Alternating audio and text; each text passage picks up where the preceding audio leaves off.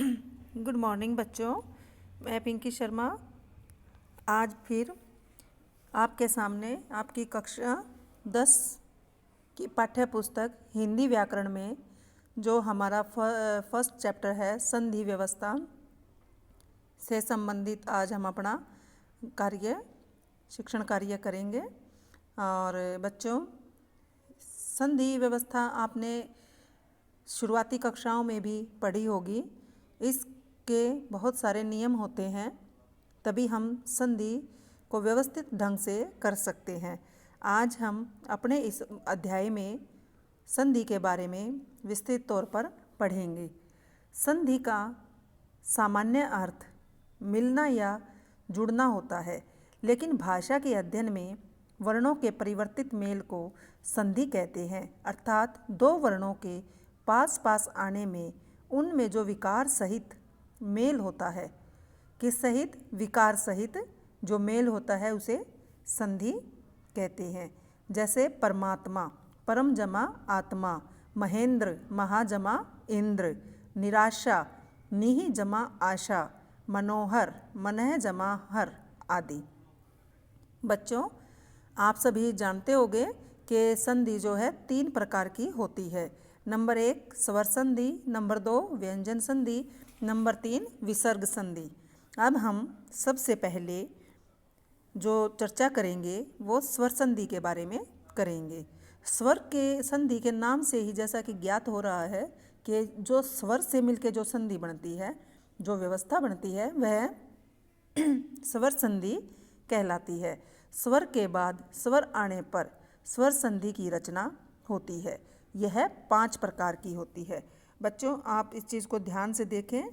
पहले हम जो है बात कर रहे हैं संधि की, और इसमें साथ साथ इसके 3 भागों के बारे में हमने बताया कि ये 3 इसके पार्ट होते हैं, 3 भाग होते हैं। संधि 3 प्रकार की होती है, स्वर संधि, व्यंजन संधि और विसर्ग संधि। अब जो आगे हम स्वर संधि की बात कर रहे हैं, स्वर संधि के भी कितने भाग होते हैं? 5। आज हम इन 5 भागों के बारे में विस्तृत तौर पर वर्णन करेंगे। नंबर 1 दीर्घ संधि। आप जैसा कि स्क्रीन पे देख रहे हो, दीर्घ संधि होती है। दीर्घ का मतलब है अवर्ण के बाद अवर्ण हो तो दोनों के मिलने से आ, ई वर्ण के बाद ई वर्ण हो तो ई, तथा उ वर्ण के बाद उ वर्ण हो तो उ हो जाता है। आ, ई, उ दीर्घ एवं सवर्ण स्वर हैं, इसलिए इस संधि को दीर्घ संधि या सवर्ण संधि भी कहा जाता है। आप बात को समझ रहे हो ना बेटा? दीर्घ संधि का मतलब क्या हुआ? जब ह्रस्व या दीर्घ स्वर अ, आ, ई, उ आपस में मिलते हैं तो स्वर दीर्घ हो जाते हैं। इनमें कुछ एग्जाम्पल हम लेंगे। जैसे सबसे पहले है परम जमा अणु, परमाणु। आप देख रहे हो बच्चों, अ जमा अ मिलने से आ का निर्माण हुआ और परमाणु बन गया। इससे आगे है स्व अधीन, स्वाधीन। स्वाधीन का मतलब इसमें भी किस किस का व्यवस्था बनी है? अ जमा आ, स्व जमा अधीन, स्वाधीन। फिर है रत्नाकार, रतन जमा आकार, अ जमा आ मिलने से स्वर संधि का निर्माण हुआ और क्या बन गया? रत्नाकार। इसी तरीके से बेटा आगे हम देखते हैं अ जमा आ, कारा जमा वास, कारावास। विद्या जमा आल्य, विद्यालय। अ जमा आ जमा आ के मेल से विद्यालय बना है। तो यहाँ भी कौन सी संधि होगी? स्वर संधि। और भी बहुत से इसमें एग्जाम्पल आप ले सकते हो। हिम जमा आल्य, अ जमा आ, हिमालय। परम जमा आत्मा, परमात्मा। विद्या जमा अर्थी, विद्यार्थी। आप इसमें एक चीज़ सामान्य तौर पर देख सकते हैं कि दोनों तरफ जो है अ, आ, ई, उ यानी कि समान वर्ण जब होते हैं तब वहाँ क्या होगी? दीर्घ संधि, यानी कि दीर्घ हो जाएंगे वे। तो अब अगला जो बेटा अब हम पाठ कर रहे हैं बच्चों, अब हमने जो है दीर्घ संधि के बारे में पढ़ा है। इसके बाद हमारी अगली संधि आती है गुण संधि।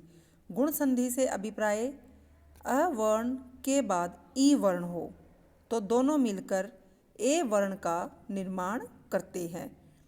एवं इसके साथ साथ उ वर्ण हो तो ओ और री हो तो अर में परिवर्तित हो जाते हैं।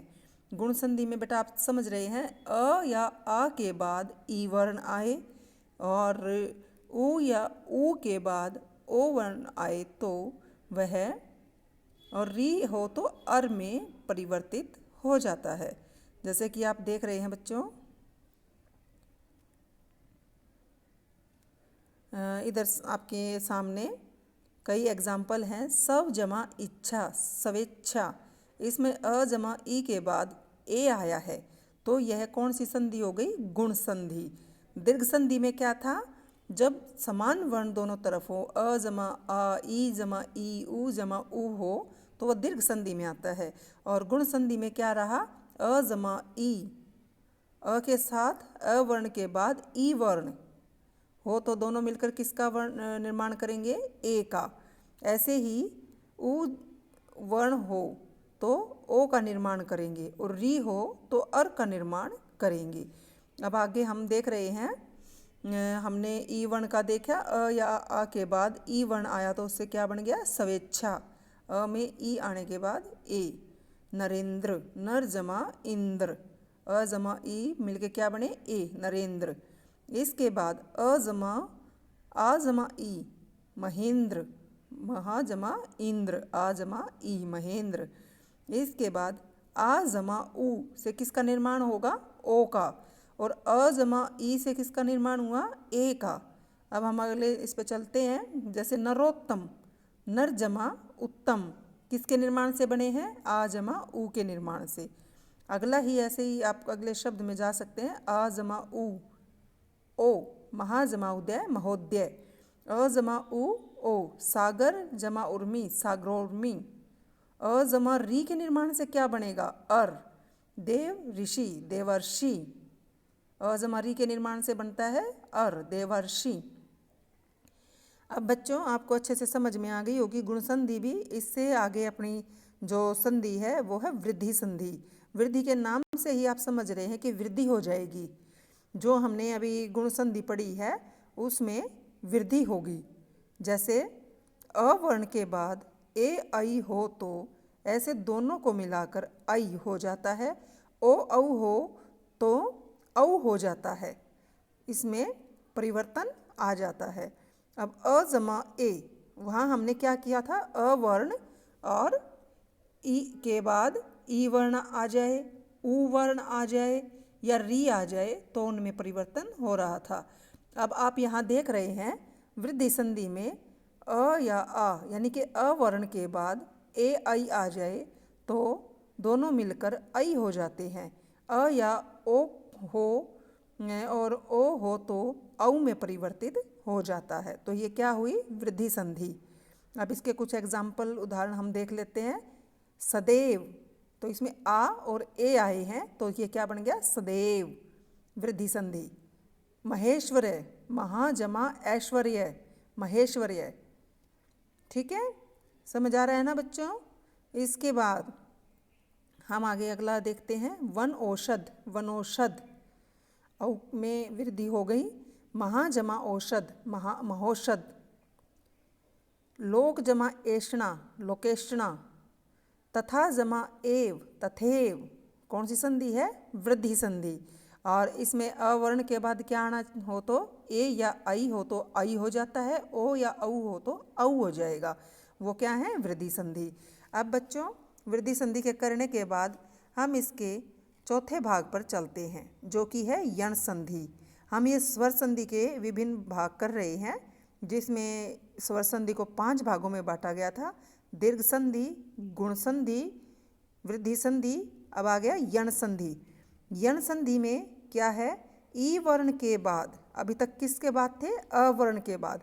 अब यण में क्या आ गया? ई वर्ण के बाद इसके अतिरिक्त कोई भी भिन्न स्वर हो तो ई के स्थान पर य हो जाएगा। और उ वर्ण के बाद कोई विभिन्न स्वर्ण हो तो उ को व हो जाएगा। बेटा ध्यान से समझो, ई वर्ण के बाद कोई भी भिन्न स्वर्ण आएगा तो किस में परिवर्तित हो जाएगा, य में। और उ के बाद कोई भी भिन्न स्वर आएगा तो वो री में परिवर्तित, व में परिवर्तित हो जाएगा। री के बाद कोई भी भिन्न स्वर होगा तो र में बदल जाएगा।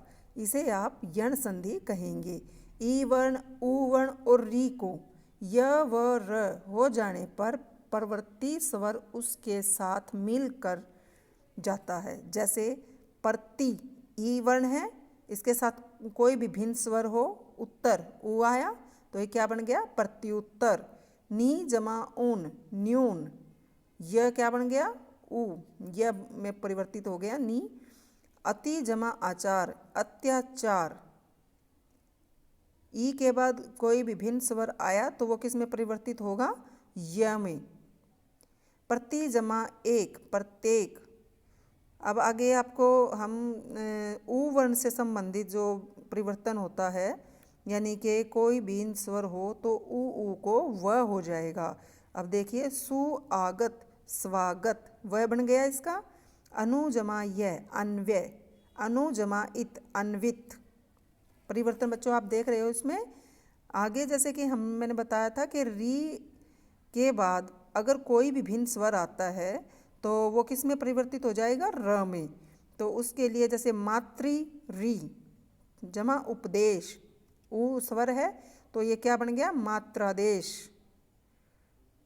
फिर है पितृ जमा आज्ञा, री जमा आ, पित्राज्ञा। क्या बन गया, र, पित्राज्ञा। आगे बच्चों हम संख्या 5 अयादि संधि पे चलते हैं।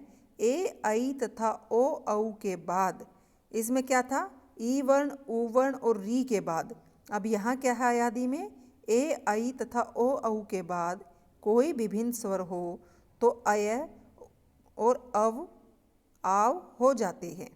किसको, भिन्न स्वर हो तो ए को अय, आई को आए, ओ को आव और औ को आव हो जाता है। उसे क्या कहेंगे, अयादि संधि। इसके भी यहाँ पे कुछ उदाहरण देखिए, जैसे ने, ए जमा अ, नयन, यह हो गया। से जमा अन, सयन। नई जमा अयक, अक, नायक। पो जमा अन, पवन। हो जमा अन, हवन। हो जमा ईश्य, हविष्य। पौ जमा अन, पावन। नौ जमा इक, नाविक। तो औ और जमा कोई भी भिन्न स्वर आने पर किस में परिवर्तित हो गया, आव में, नाविक। ठीक है। तो इस प्रकार से बच्चों आपने ये 5 स्वर संधियाँ जो है हिंदी में से संस्कृत में आई हैं। इनके अतिरिक्त भी हिंदी की अपनी कुछ स्वर संधियाँ और भी हैं, जिसमें कि आप देख सकते हो